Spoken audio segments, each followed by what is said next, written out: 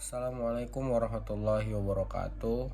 Saya Muhammad Iqbal dengan NPM 2351150. Saya akan mempresentasikan artikel dengan judul Maraknya Begal di Kota Batam.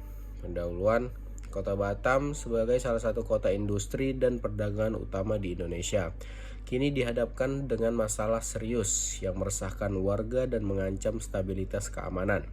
Maraknya aksi begal. Fenomena ini bukan hanya menjadi perhatian aparat keamanan, tetapi juga menciptakan ketakutan dan ketidaknyamanan di kalangan masyarakat. Pembahasan, ada beberapa faktor yang dianggap berkontribusi terhadap meningkatnya kasus begal di Kota Batam. Antara lain, yang pertama adalah kesenjangan ekonomi. Ketidakmerataan ekonomi di Kota Batam seringkali menjadi salah satu faktor utama. Banyaknya pengangguran dan kurangnya lapangan pekerjaan yang layak mendorong beberapa orang untuk melakukan tindak kriminal sebagai cara cepat mereka untuk mendapatkan uang. Yang kedua, migrasi dan urbanisasi. Sebagai kota yang terus berkembang, Batam mengalami urbanisasi cepat.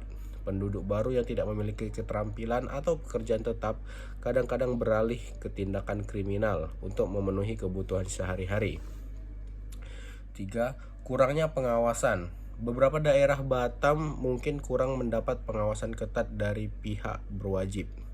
Keterbatasan jumlah personel polisi dibandingkan dengan luas wilayah dan jumlah penduduk Kota Batam membuat beberapa daerah rawan terhadap kejahatan.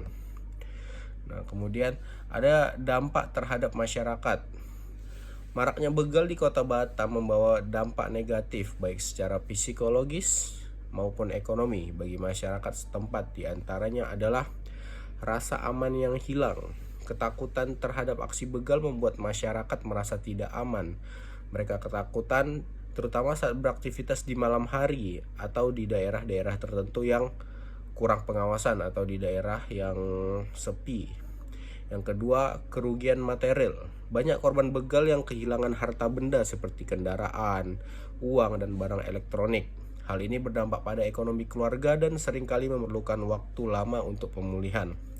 Dan yang ketiga, gangguan psikologis. Korban begal sering mengalami trauma psikologis yang memerlukan waktu lama untuk pulih.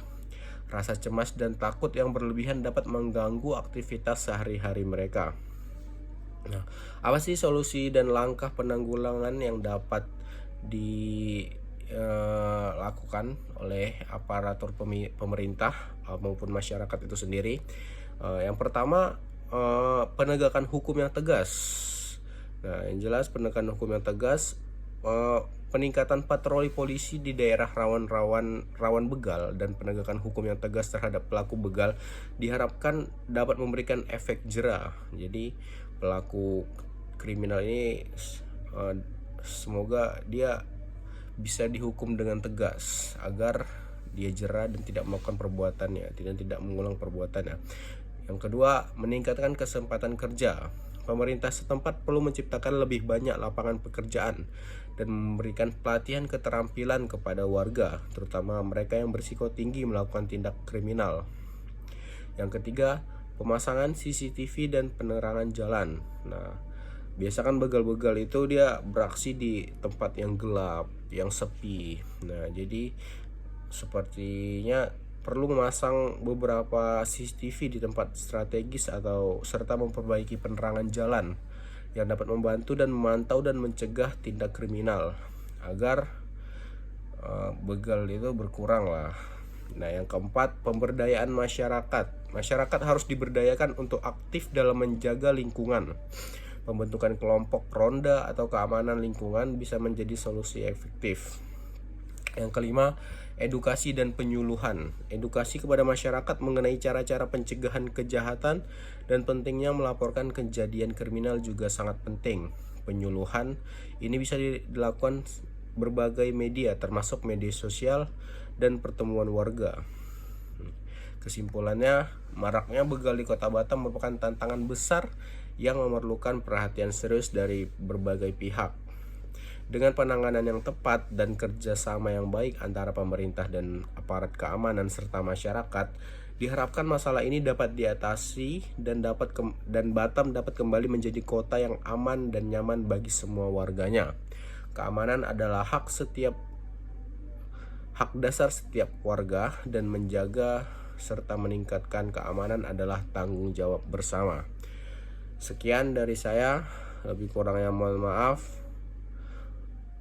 Saya akhiri. Wassalamualaikum warahmatullahi wabarakatuh.